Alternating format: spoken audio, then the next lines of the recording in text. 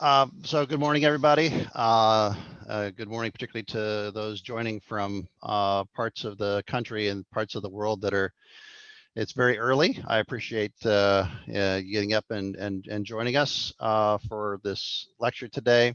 As Annabelle pointed out in my rather wordy bio, we do a fair amount of work here at Noblis for our clients at the U.S. Department of Transportation. We also do work across the entire spectrum of government agencies, really with the same kind of role, anticipating the impact of emerging technologies, trying to get in front of that to take advantage of those emerging technologies, whether they be in the civilian and non-civilian space, to sort of transform the way that our federal clients go about achieving their mission, achieving the goals that they have for themselves. And I'm happy to say that we have been proud partners and members of the MOBI group. Not necessarily since it got started, but I think we were in the first group because we see a ton of transformational capability coming from the application of blockchain technologies in a number of arenas. And today, in particular, I'm going to talk about a civilian application, not a non-civilian application, where we think that there's fundamental impact from the from moving to a paradigm that leverages the power of blockchain in a use case that is almost perfectly suited to its particular strengths.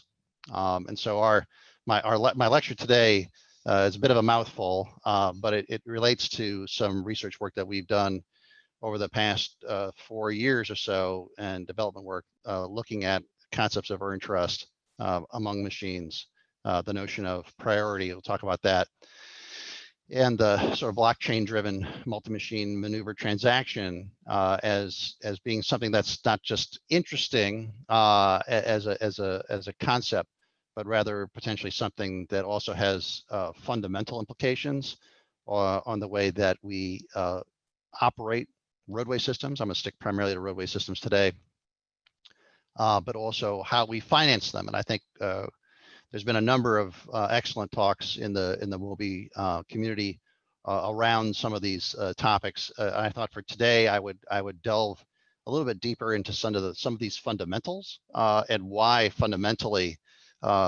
we see this opportunity for the multi-machine transaction. All right, so just in case you can't spend all the time with us this morning, I generally do what's this talk about in a nutshell. And so here are the 5 key takeaway points for my briefing today. So the first is that it's kind of a no-brainer, but that when you have multiple autonomous vehicles, and they could actually be human-driven. In this case, autonomous is sort of a broad term I'll define in a minute. Multiple autonomous machines and multiple autonomous vehicles in motion require maneuver deconfliction, which is kind of an obvious thing, but it's really true. You can't just expect them to avoid each other. There has to be some sort of systematic way of avoiding collision. But if we are going to be serious about deconfliction, it requires some notion of prioritization.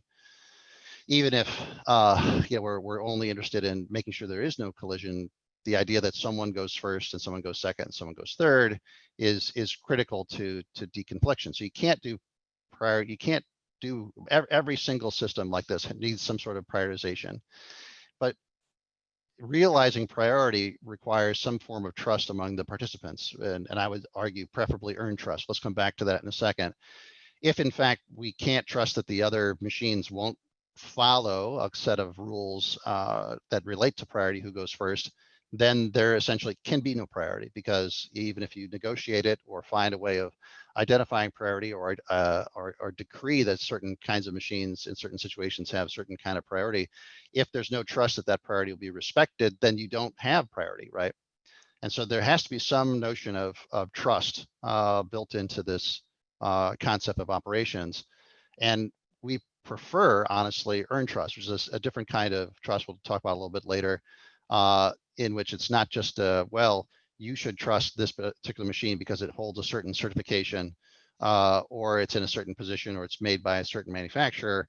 that is sort of where you outsource the notion of trust, but rather earned trust is something where, based on a track record of performance in previous episodic encounters, the machine has developed a recognizable, quantifiable form of trust, machine trust, that can be inserted into these transactions and the maneuvers built around that. So earned trust essentially is the track record of trust, not a trust assigned by a third party.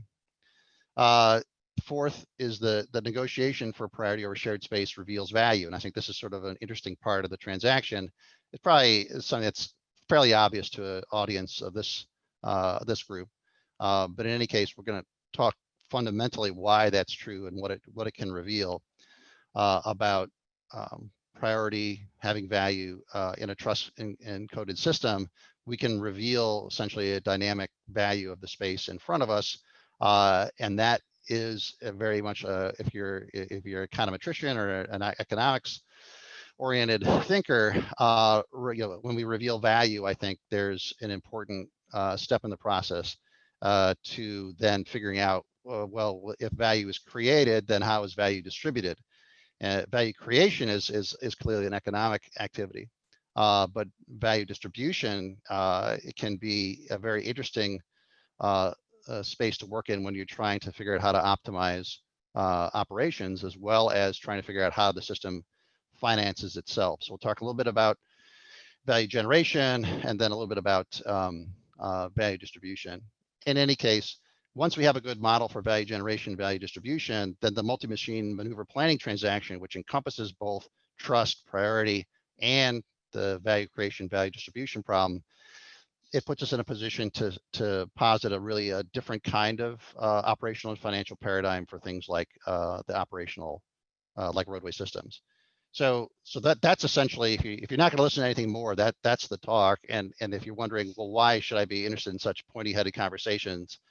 I think that my so what statement is, if we get it right. So if we can design these transactions in such a way that we can ensure priority, that we can accommodate a non-binary form of nuanced trust, and that we understand how value is created, we understand how we're distributing it, compared to their current systems, roadway systems, based on the research we're doing, my so what statement is, compared to right now, we can cut roadway crashes by a factor of 10.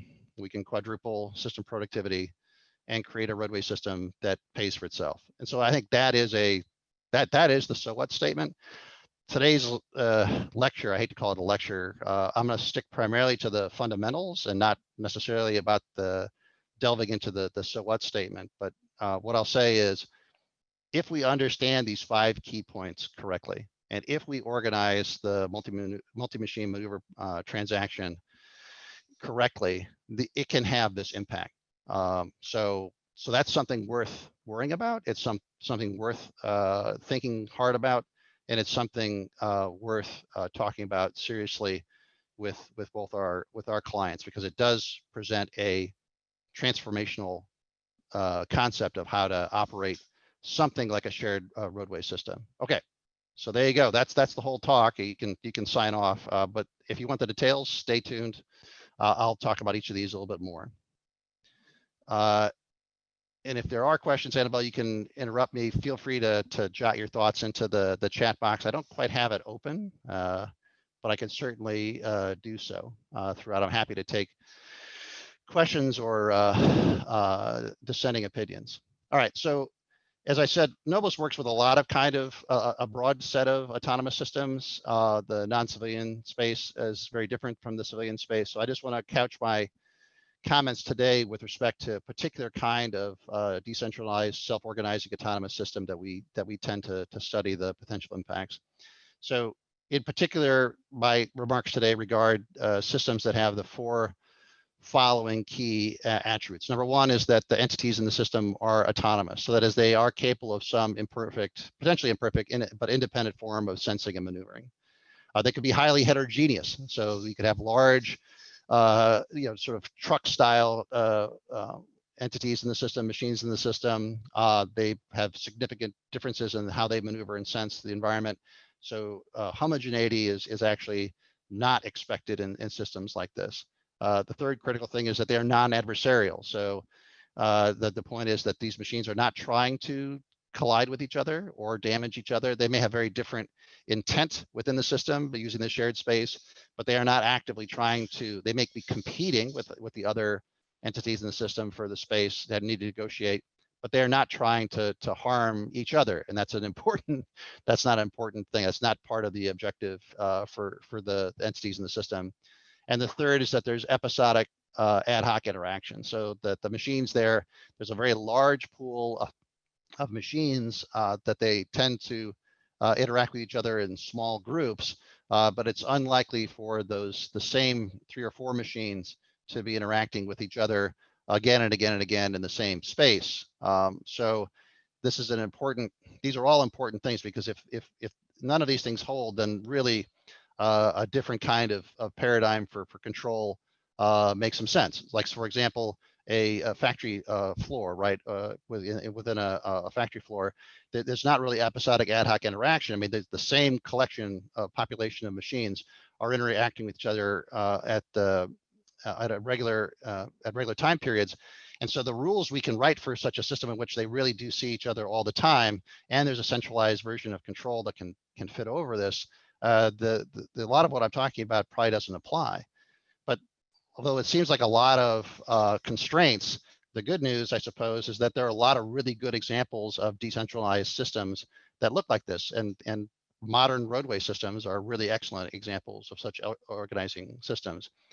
In fact, I could go on here. I won't. There are other good examples too. A lot of them taken from the transportation realm, but not all. But for right today, because of the MOBI interest, I'm going to focus specifically on roadway systems, which are autonomous, whether human-driven or not. The entities in the system fit this notion of autonomy that I've offered up. There's certainly heterogeneity in size, maneuver capability, and weight, performance characteristics. It is non-adversarial. If you drive in the Washington area, you may want to dispute that, or if you drive in Boston or Bangkok. I mean, some parts of it are adversarial, but it's competitive. But really, the intent is not to collide, despite maybe some tempers flaring in the system. When we're talking about roadway systems, it is not an adversarial system like we talk about in many of our non-civilian use cases. And last, it really does fall into this category of episodic ad hoc interaction. If you think about all of the vehicles in the United States, several 100 million vehicles, the likelihood that you're going to see the same vehicle again in repeated interactions is pretty small. So the pool of participants is large. The sets of machines that interact with each other in a tactical sense, like at this intersection here, are relatively small, and the chance that you're going to have repeat encounters and actually see every other machine in the population is pretty small. So we need to accommodate for the fact that individual machines may not be able to interact directly with every other machine in the population as we build a notion of how to generate a new form of operational control for the system. All right, so point number 1. Now we'll go back to the sort of the fundamental components. We will refer to roadway systems throughout here as our touch point for the application. But now I'm going to sort of abstract the problem here to more autonomous machines in general interacting in a system like the ones we've just talked about. So when you have multiple machines and they have to share a space, it requires maneuver deconfliction. That's primary point number 1. So we have to have some form of maneuver deconfliction. So I'm going to use this little example case throughout the rest of my talk as a place to sort of think about how this works together. So consider 4 autonomous machines, A, B, C, D here in the space that have to maneuver around a shared space. There are some obstructions there, but they have waypoints. So for example, A is trying to go to waypoint 2, so from the top to the bottom, and that they're not in conflict with each other. They're not trying to crash into each other. They're just trying to essentially get their own hit their own waypoints, do their own thing according to whatever reason why they're in the system, and make it happen without colliding with the fixed obstructions or each other. So machine perception of these obstacles in such a system is not omniscient, right? So any one of these machines can only see locally around them and have some notion of what's going on. And that sensation may be blocked, honestly, by the obstructions that are in the system. So machine B can build a map on its own that says, hey, there's probably a low chance of immediate collision on this path directly across the way, versus if I was going to waypoint 1 directly crossing through the obstruction. But they create these dynamic maps together to figure out how to maneuver through the system. So if they are allowed to communicate, so I am also going to talk about, in this case, the notion that the machines are not operating in isolation. There's a whole different set of rules that would come into play if there was no communication between the system.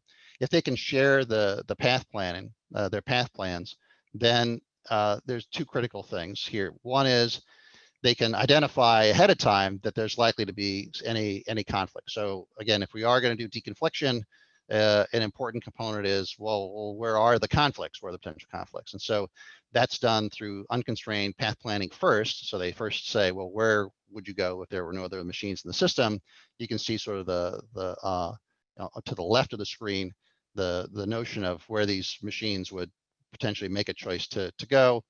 And then we can identify conflict overlap in the cases where the machines are passing too close by each other for safety's sake.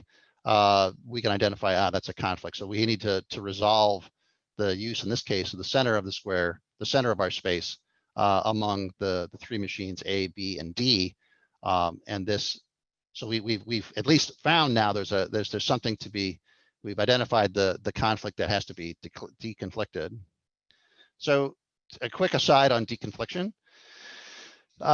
So generally, when we try to do deconfliction at any one of these spheres, and my graphic on the right-hand side points out that deconfliction depends on use case, it depends on domain. So there are actually plenty of use case rule sets for deconfliction that are used by commercial aircraft, by vehicles on the roadway, by ships operating on top of the sea, and so forth. I mean, we have a rich history as humans, even in a human-driven environment, of coming up with rule sets that help to deconflict potential collisions and make the system more predictable. But the key thing here is that these rule sets are aligned with the ability of these entities to communicate with each other and sense the system. So humans have very limited ability to share information with each other, human drivers in this case, right? So we can do things like use turn signals, but that's pretty limited. So we built the paradigm of deconfliction based on these limitations of human drivers. This includes like striping on the roadways, stop signs, rules like, hey, drive on the right, except for, if you're on the parts of the world where you drive on the left, stay within the lanes, and so forth, right? So all these are essentially common rule sets that help us to deconflict deconflict potential collisions in the system based on the limitations of the entities in the system.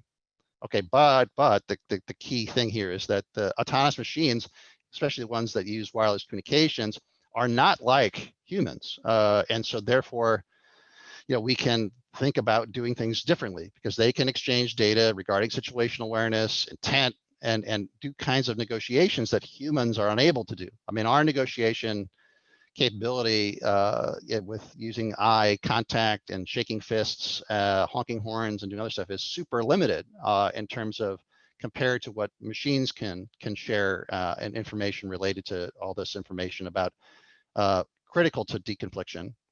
So this implies that we could anticipate and avoid, we can deconflict in ways that are completely different than humans in a transaction-driven method that don't have to imitate what humans do. And I think this is fairly benign for this group. I think everybody here would agree this is true. But fundamentally, I think it offers something specific and valuable.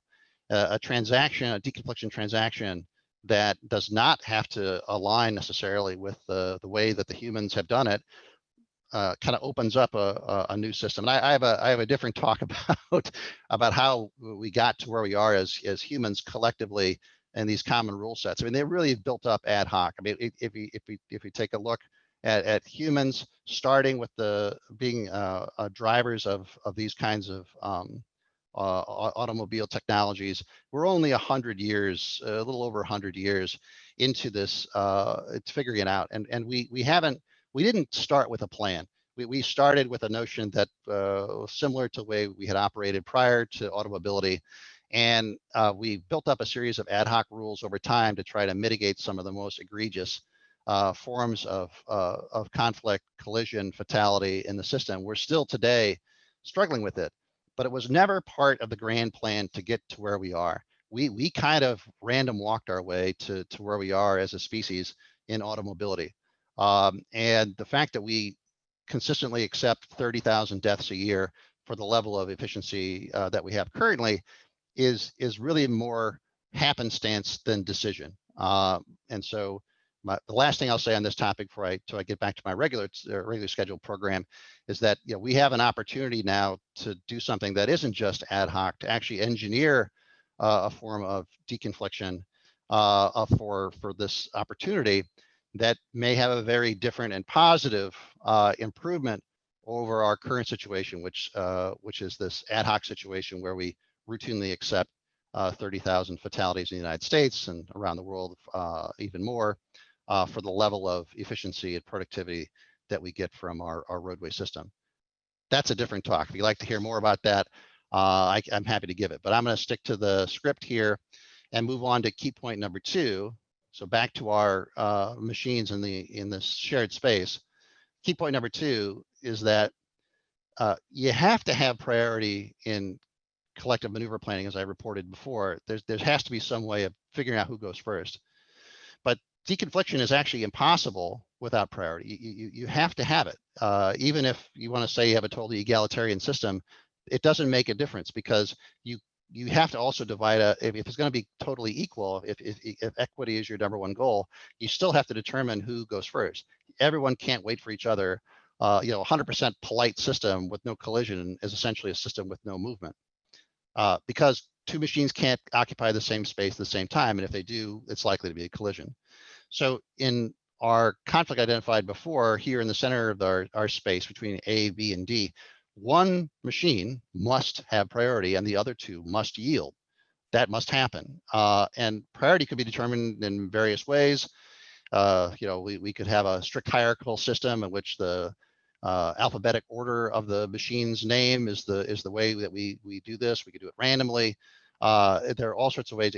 Every one of those decisions actually creates a system with its own set of problems and issues related to safety and mobility, but it also creates a very complicated rule set to make happen. If you think about the collection of rules that we've had to put together to deconflict humans driving, it's enormous, right? And some of it is not even well defined, and that's why it's very hard. If anyone has actually taken on someone who's learning to drive out and tried to explain to them how all the rules of the road work, it's very complicated. It takes some time to explain it. And even those rules have a ton of ambiguities in them. And by the way, collisions still do happen. It's not a perfect system. So again, I'm not going to delve into all the different ways of doing priority here, but notice that you must have it. Common rule sets, like for human drivers, have very lengthy common rule sets to try to make it happen. And that's actually a outgrowth of what humans are like and what they can actually do and perform reliably in a system like a roadway. All right, but moving on. So now we talked a little bit before. I indicated that priority and trust have this they're sort of married. They or beyond that, they're really like electrons and protons. You have to have them together to have matter, right? You have to have protons, you have to have electrons, and neutrons are good too. But they may be different things, but their interaction is the critical thing to sort of chemical interaction, let's say, or molecular physics. But in this case, what I'm telling you is that trust and priority have a similar kind of connectivity. You can't have priority without trust, and that priority in particular is meaningless without trust. If you don't have it, you can't move forward. So if a machine agrees to yield priority, but then simply fails to yield, then collisions are likely to occur. And in such a system, all of our common rule sets, whatever they are, fall apart. So there has to be some reason to believe that the other machines in the system will be reacting according to this common rule sets. And such systems actually do exist out there, particularly sort of new forms where people or machines are trying to figure out new kinds of interactions. They have to operate exceptionally cautiously and ignore all signals of intent generated by other machines. Like bumper cars are actually a pretty good example of this. If you've been on a ride there back in the days when people went to carnivals and stuff, there aren't really that many rules in bumper cars, right? And the intent there actually is to collide. But if you're in a bumper car situation and the goal was not to collide with anybody, and you got thrown out if you did, there'd be a lot of real slow motion activity in such a situation. But such systems with essentially no trusted interaction are both unsafe and inefficient. So real trust is earned. This is my last point here, is that I'm not going to delve a lot into trust here. I have another talk. You think I got like 25 talks. I have another talk on earned trust particularly, but in a system like this, the kind of trust that we would prefer to have is not one in which a third party declares, well, you can always trust a machine from manufacturer X, or we've certified that machine X has a certain, and you can trust them, right? There are plenty of systems, both in aviation and actually on the roadway system that relate to this. But in the end, the best kind of trust in these sorts of systems in which the trust is actually earned and dynamic over time based on the performance of the machines in previous or other examples, episodic examples. So the track record of the machine, and weighted particularly towards the more recent track record, is really the best way of maintaining trust. So part of our paradigm here should be some method that we can keep a record of how well the machines actually are performing in previous episodic interactions, and use that to inform any future collective maneuver planning that it engages in the future. Okay, so now I'm going to leave trust for the moment and talk a little bit about negotiated priority. So like I said, there's lots of different ways of doing priority. The way that we do it now as drivers, it doesn't reveal value. Just, if we were at an intersection, stop controlled intersection, it's the general right before left, but who arrived first at the intersection, and then in case of a tie, then whoever is to the right gets to go first. Rex force forward legs. It's the same in Germany as it is as it is in the United States. But that form of priority, though it's relatively efficient, those rule sets, it doesn't do anything about revealing the value of that interaction. I think this is maybe the critical component. So when we negotiate for priority, rather than assign it arbitrarily or according to some external rule set, it reveals value. So let's just assume here for the moment, this gets a bit complicated, so I apologize for the complicated diagram. But let's just say that there's a value for every time these machines hit these waypoints, they get a certain units of value. So for this case, machine A gets a big chunk of 32 units of value for reaching waypoint 2. And we can do things, and this is what we do with our rovers or our autonomous machines in the center here at Noblis. We use sealed bid auctions for very quick to sort of resolve these priorities. So the machines, based on this urgency factor or whatever the reward they're going to get for hitting the waypoints, they make a bid. The 3 machines that are in conflict for the center compare those bids. We take the winner is the second highest bid plus 1 unit. And so now the good news is, we figured out who has priority, and in this machine it is actually, in this case, it is machine A. But machine A kicks into the system 8 units of value. And then we also note into the system that the yielding machines B and D have yielding value in that round one of the path request. So 2 things happen. One is we create value, we understand, we quantify the value of that dynamic space. And then the second thing is that we keep track of who yielded, because they potentially are entitled to a proportion of that value when we do the other critical thing, After value generation is value distribution. Okay, so I will save you from the fact that there are multiple rounds of negotiation, similar to what I just showed you, results in a collective maneuver plan. So in this case, we let the machines do their thing. You might have lost connection. Oh, sorry, Annabelle, I was talking, I don't know how long. Can you hear me now? Yeah, we can hear you now. We lost you for about the past 30 seconds. Oh, okay. Well, better 30 seconds than 30 minutes. Okay. We'll go from, I'll take that as the, all right. So I'll just come back real quick here to right there. Yep. the multiple rounds of priority. What I'll just say quickly is that it's a complex negotiation. Once it's a complex negotiation that reveals value, which is critical, establishes priority, and I'll talk about in a minute, also relates to trust here, and I'll come back to that in a minute. But if this plan is then executed, then the machines will have successfully self-organized to do three critical things at the same time. Number one, they deconflict themselves, which ensures safety or improves safety. That it maximizes the value of motion by improving efficiency. Everyone understands the intent and has a plan where priority is clearly identified. And it's done this third thing, which is to quantify the value of the dynamic space.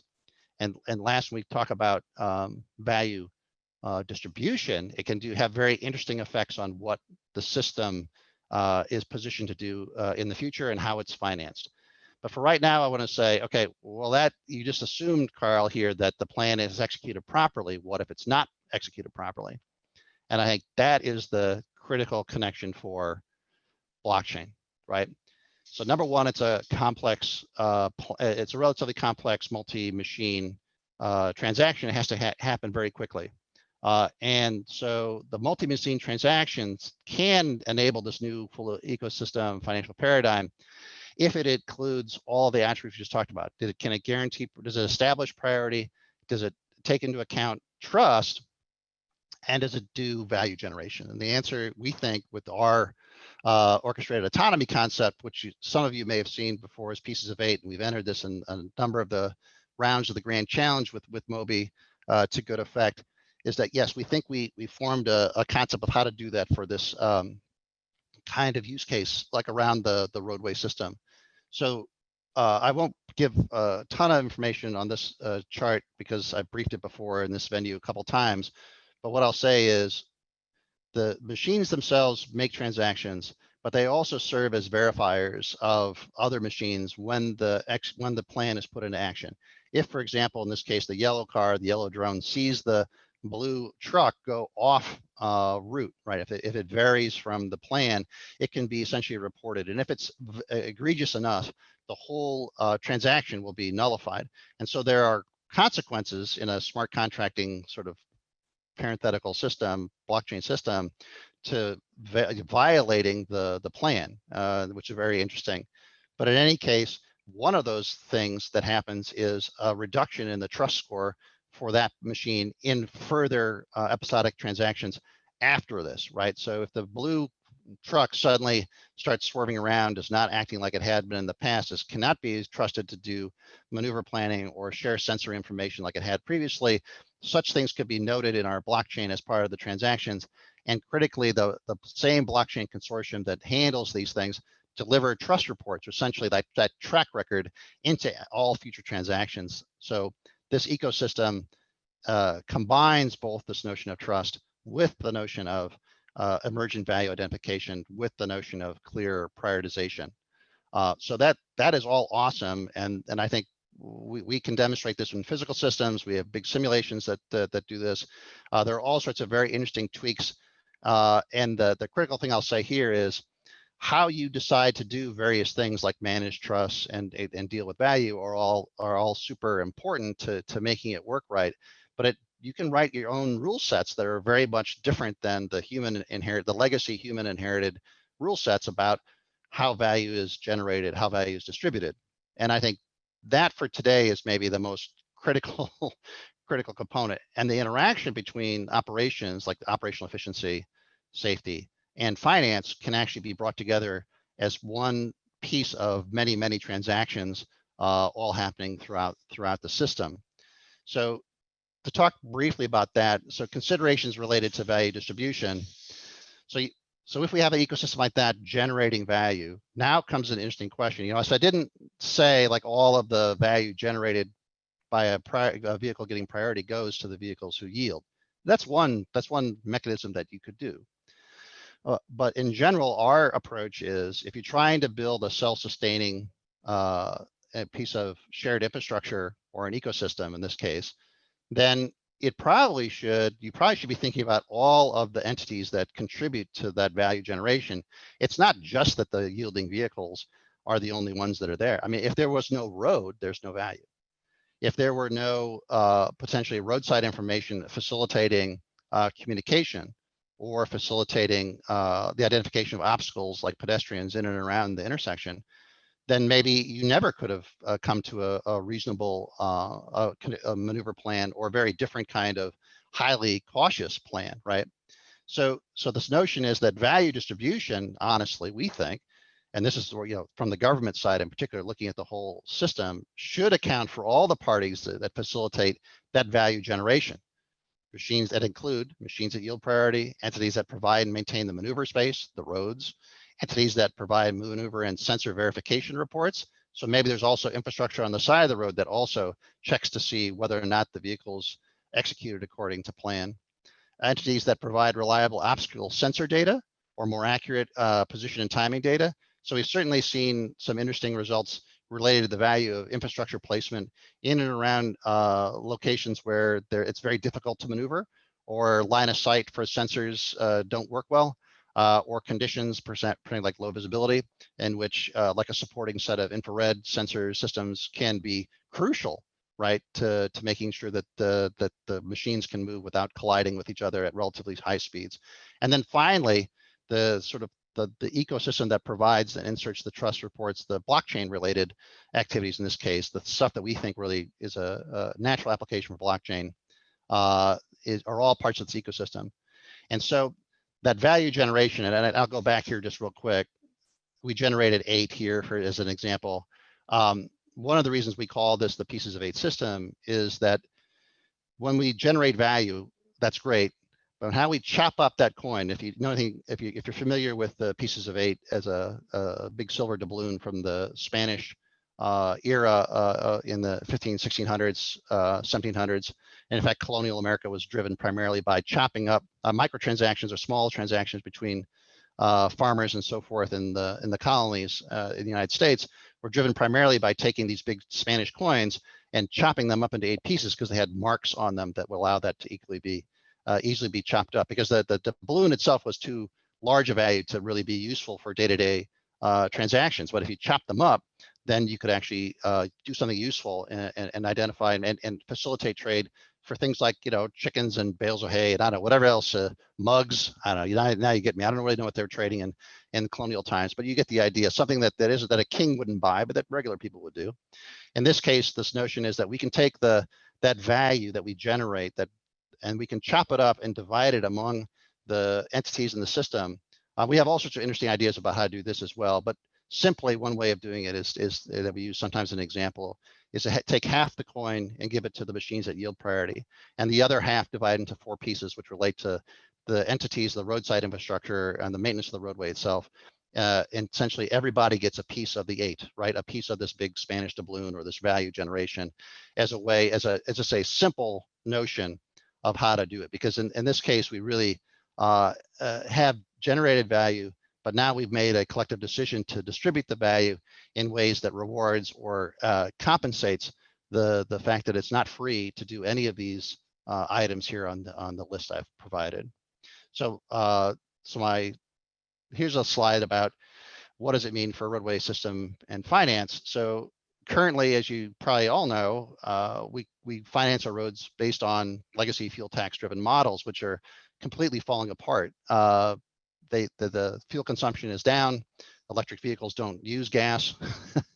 There is no over the road user fee on and road user fees and except for toll roads and so forth. And these trends, these problems in terms of shortfalls continue to expect to grow over time.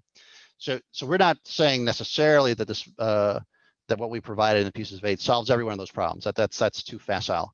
But what I will say is that a machine-centric method of collective maneuver planning and the simultaneous identification of linking, operation, system revenue generation, value distribution is an excellent way to start a conversation about how to align those things in ways that we never had before with the human paradigm, that we can use this notion of autonomy and blockchain and other technologies to create a new model for finance that can replace our current models with a bunch of really great other side effects, like really improving the safety of the system as well as the productivity. Because, and people say, well, why is it improve productivity? And we've done this again with some of our estimates of it with some of our rover work in our lab as well as in the simulation. And the reason is because humans have significant limitations about how they can maneuver. Machines can do a much better job. They can get much closer to each other. They can go side to side. And the other critical thing is that you can take away the sort of rigid idea that, for example, the 3 lanes of a bridge northbound are always set for northbound travel and 3 lanes are set for southbound. It allows the machine, so if you have a system like this, the maneuver plans can dynamically adapt to whatever the demand is. And so if in fact we do need 6 lanes outbound at some point, say for an evacuation, or 5 lanes or 3.7 lanes, whatever else, we can dynamically allocate them to maximize the efficiency. And the overall multiplier, we think, based on our early research, is around 4 times in terms of overall system productivity.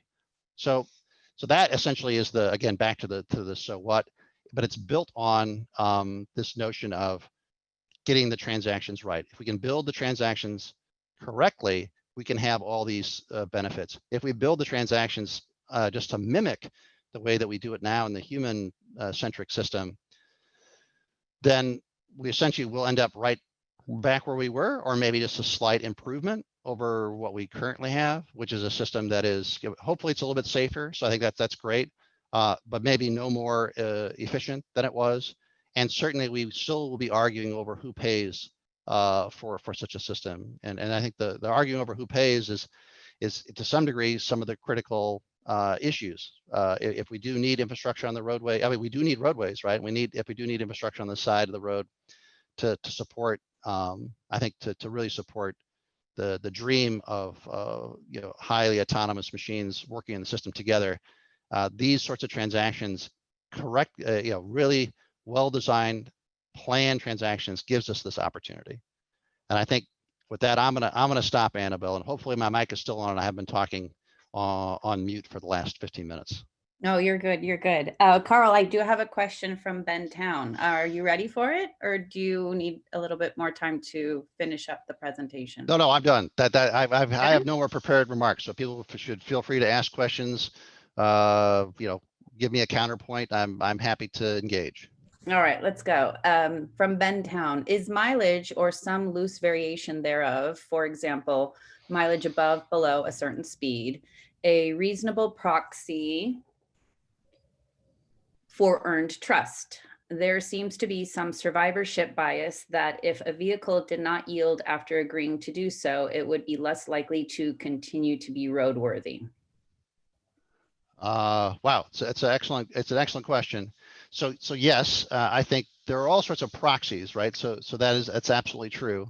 And we have some of those kinds of proxies in our current system.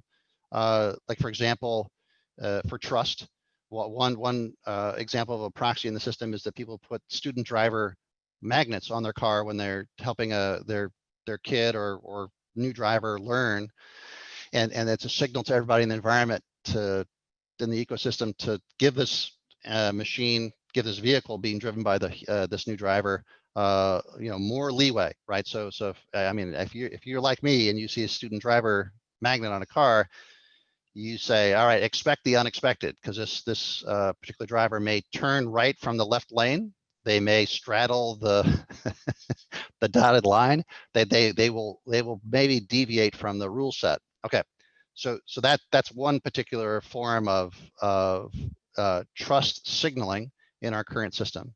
So it's imperfect for sure. It's approximation but I haven't actually seen the statistics. I don't know. It'd be an interesting point if anybody knows whether or not the use of student driver magnets or rookie driver magnets on cars have actually reduced the number of crashes involving rookie cars. But you get the intent there, which is to share trust. Now, is there another form of trust somewhere in between that we can discern by aggregate? And so I think insurance companies do this a lot, right? By looking at how much vehicles can travel before time between collision for any particular driver, right?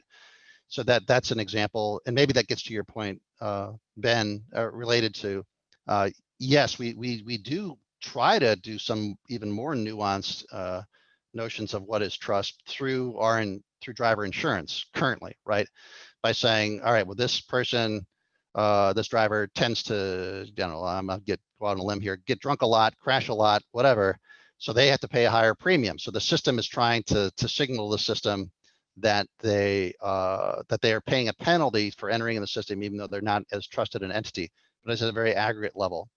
And further, if they're so terrible, if they're unsafe, in an egregious way, they can have their driver's license revoked and then be essentially removed from the system, which I think is a useful notion of trust in our current. So your notion of can sort of roadworthiness, amount of time between collisions or time between conflict be a surrogate for trust? And I think the answer is yes, but I think it's all part of the spectrum going essentially from something as simple as the student driver magnet all the way over to what I'm talking about here, because I think the way the machines can really talk about and construct detailed trust reports, that it relates to centimeter level resolution on maneuver capability, right? So that's what we deal with our machines in our lab. We trust them based on how much, but it's at centimeter level differences about whether they can follow a path, how fast they can go, and maintain adherence to a path that includes not only the width of the vehicle of the machine, but also the buffer space around it that is required for it to maneuver. So it's a matter of resolution and granularity. So I think absolutely you're thinking about a very interesting way of doing it. That's an improvement on our current system, but it kind of pales in comparison to the kind of precision that we can get from a pure machine system. And I will also absolutely admit that you can't leap directly into everything being all machines. It has to be something also in the middle where there are humans.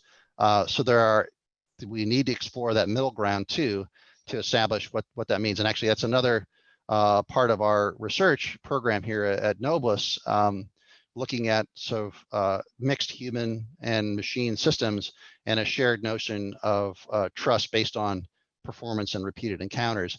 It actually is it is quite amenable to the way that the humans and the machines build up trust, but what it means and how it's actualized for machines and humans must be related and commensurate with the ability of the particular thing, either the machine or the human, to interpret those signals and react in the system. So Ben, you asked an excellent question, and I've given you maybe a very long answer to some different kind of question, but hopefully that is roughly in the range of your question.